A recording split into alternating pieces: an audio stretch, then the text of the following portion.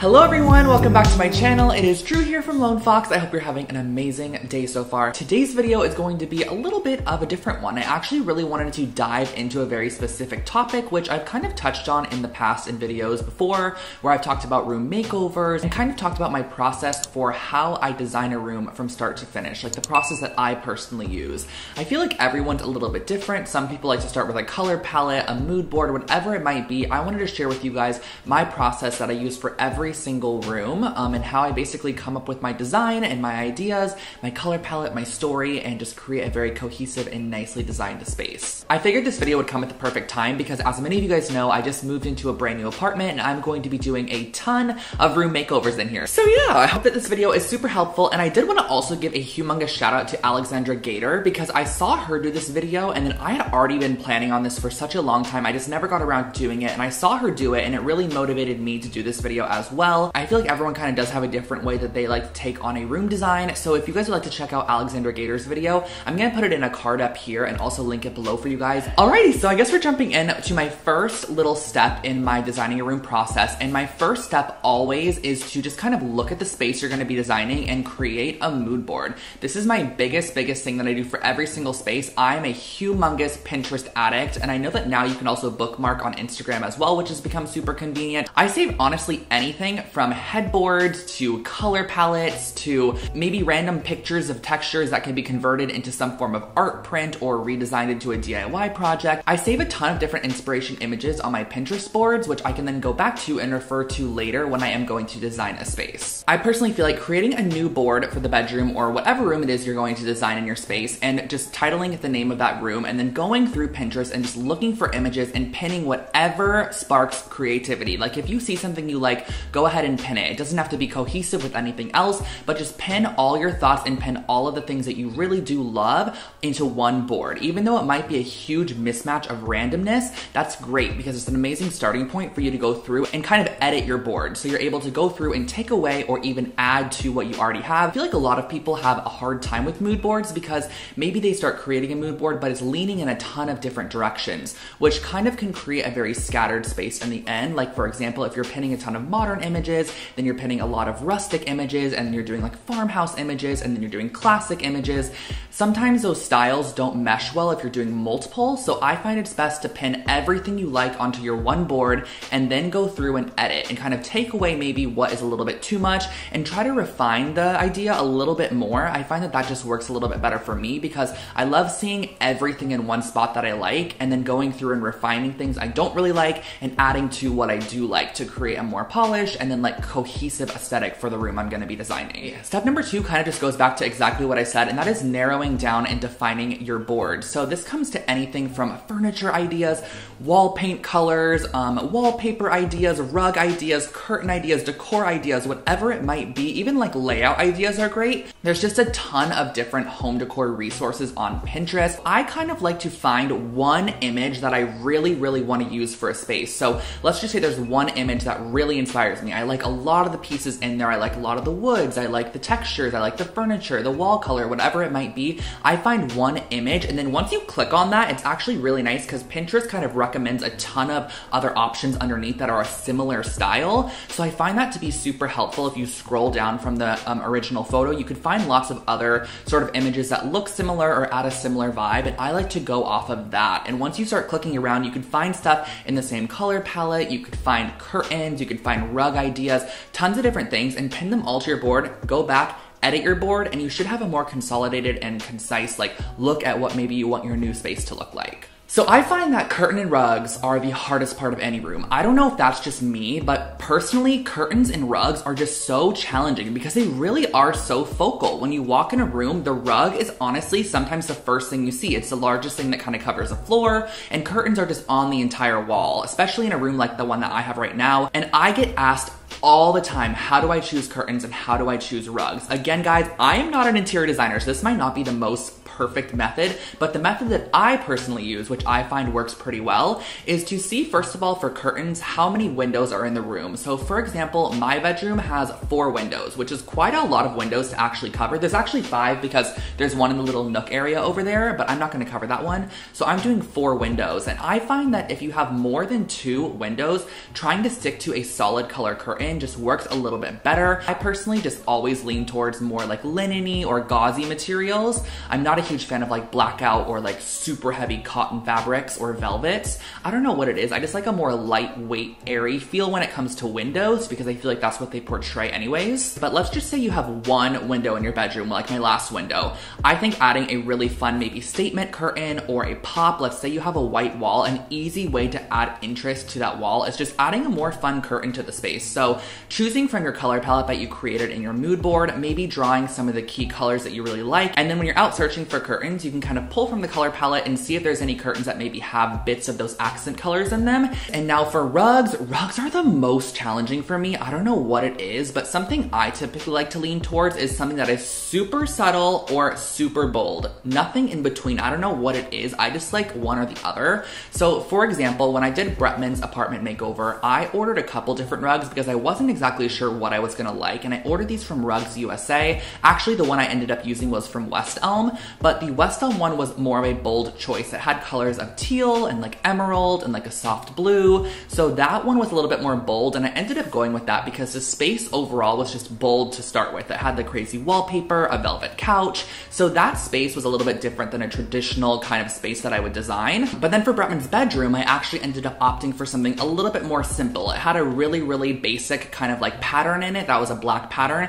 adding a little bit of detail, but I pulled those colors from the more simplistic, calm color palette I was using in his bedroom. So I think if you are to do some form of rug, either choose one that is super neutral that can kind of pair nicely with the color palette you have in terms of accent colors, or if you really want to go bold, choose one of those accent colors and make sure it's really implemented in the rug. At least 50% of the rug kind of incorporates that accent color in there to really make it shine, and then you can find it in other places in the room as well. Something that I learned in high school that has kind of stuck with me is rules of thirds, and this is something that I now keep in mind when I design any space, and that is to, let's just say for example, you had an accent rug that you got and you love it, and it has a lot of different colors in it, but one of the main colors in that rug is yellow. It's really prominent in the rug, let's say. Something that you can do is to place 2 other yellow accent pieces throughout the room to pull back to that rug. So maybe a art print on the wall and a vase on the shelf. I think if you're one that struggles with kind of creating a cohesive design, using the rule of thirds method is kind of like a no-brainer, easy way to do so. And this is not me saying that you are not allowed to have one pink vase over there and nothing else pink in the room. You could do that for sure,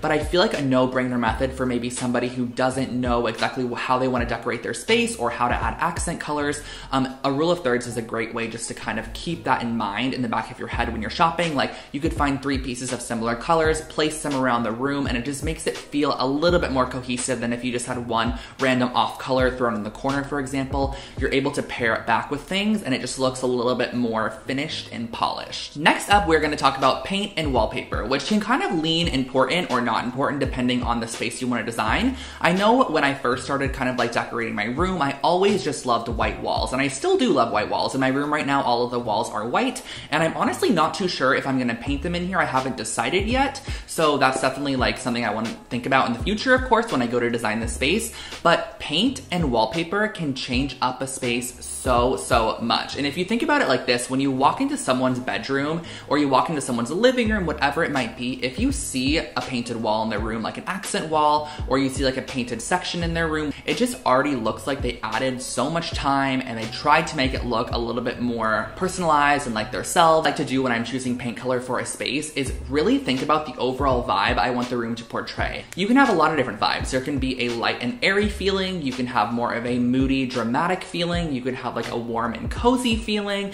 You can have a super modern and minimal feeling. There's a ton of different aesthetics that you can go for. This is another great way to go back to your mood board and kind of look at the pictures and see what space you could imagine imagine yourself living in? What vibe do you want to feel every single day? Do you want to walk in your room and do you want it to have like a moody vibe? Or do you want to walk in your room and have it be very fresh and light and bright? So there's a lot of different methods, and with those methods is how you should choose your paint color. Because if you're wanting a super fresh and light and airy vibe, you're not going to want to choose any super dark colors, and vice versa. If you're wanting something super moody, you're not going to want to choose like, you know, super white walls. It's not going to give you that moody vibe. So I feel like definitely pinpointing the vibe and like internal feeling you want to feel when you walk into a space is how you should choose your paint color and kind of go from there. And I feel like sometimes a lot of people struggle with this because they don't want to paint, but they want a specific vibe. But the thing that they need to do to achieve that vibe is to add a painted wall, because painted walls can really just enhance what you've already done to your space so much. Peel and stick wallpaper is also a great alternative for anybody who is wanting to be 100% renter friendly, because you could stick it up on your wall and peel it off when you leave and you are good to go. And it comes in a ton of different patterns, colors, styles. It's really great to add visual interest to your space with wallpaper. I really love wallpaper. I'm even considering it for my own bedroom. Peel and stick for me is always the way to go. I'm never gonna like glue wallpaper on my wall, like absolutely not, I'm sorry. So there are options, of course, so kind of consider which one weighs out and maybe fits your space the best. All right, so let's talk about furniture now. Now, furniture is something that is kind of a little bit challenging because there are so many different styles of furniture. There are so many different finishes of furniture, types of furniture, silhouettes of furniture, and there's also so many different prices of furniture, which everyone knows furniture is not always cheap. So I wanna give you guys kind of two methods for furniture, and these are definitely more of like a beginner method. So if you're somebody that doesn't maybe have a super keen design eye, for example, which is not me saying that you don't, you watching right there, but let's just say, for example, maybe you don't, you really don't have a great design eye. Something I think that you should keep in mind is for your space, if you are doing like a lot of different furniture pieces, try to keep them in the same tone or the same color family. For example, if you are doing a wooden bed with a wooden dresser with wooden nightstands, try to keep all those wood tones in the same family and don't do a light wood bed with a medium wood dresser with dark nightstands. Like, it kind of makes it look like each piece was almost like a hand-me-down or just wasn't thought about. So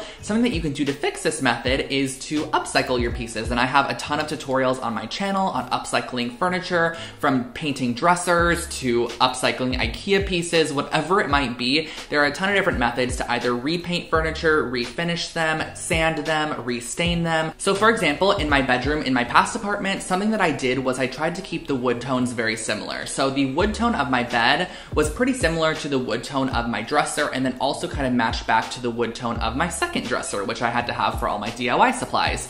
And then the main accent color of metal was black. So I spray painted the legs on my desk black, which then corresponded back to my black clothing rack. And then I also made sure that my curtain rod and my mirror frame were black as well. So all of the metals kind of matched, and it just made the space feel a little bit more cohesive, as opposed to having a silver mirror, a gold bar, a bronze toned leg desk, and then a silver clothing rack. Like, having your metals kind of matching is a great way to kind of make sure your furniture looks more cohesive, and then having your wood tones matching as well. And then of course, if it comes to painting your furniture pieces, maybe keep the paint color or the paint tones similar. That way they look a little bit more cohesive as well. The last step in finishing a room design is decorating, and this is my personal favorite part. And something that I do when I'm decorating a space is, again, go back to my original mood board and pick and choose things I like about those spaces. A lot of spaces, of course, are decorated on Pinterest because they want to give you that inspiration and that vibe. So from those decorated spaces, you can pull direct pieces that you like let's just say they have a terracotta base there.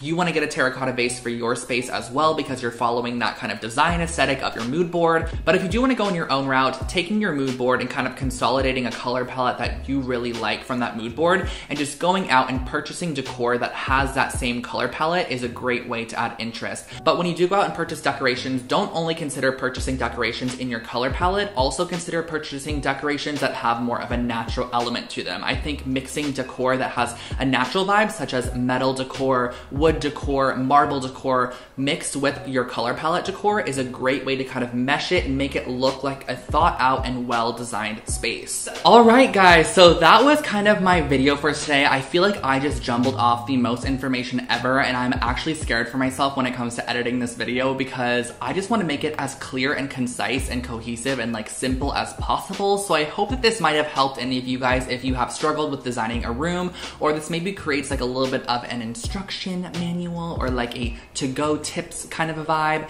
to creating your next space in your home or apartment to make it just feel like something personalized and something that you truly want to live in and that you love. So yeah, I hope that you enjoyed, and if you are not already, make sure to subscribe to my channel. I post brand new videos on home decor and DIY every single week here on the channel, and you can also follow me over on Instagram at Lone Fox Home, where I post more behind the scenes type stuff over there. Anyways guys, I hope that you have an amazing rest of your day. Stay safe everybody, and I will catch you all in my next video. Bye guys.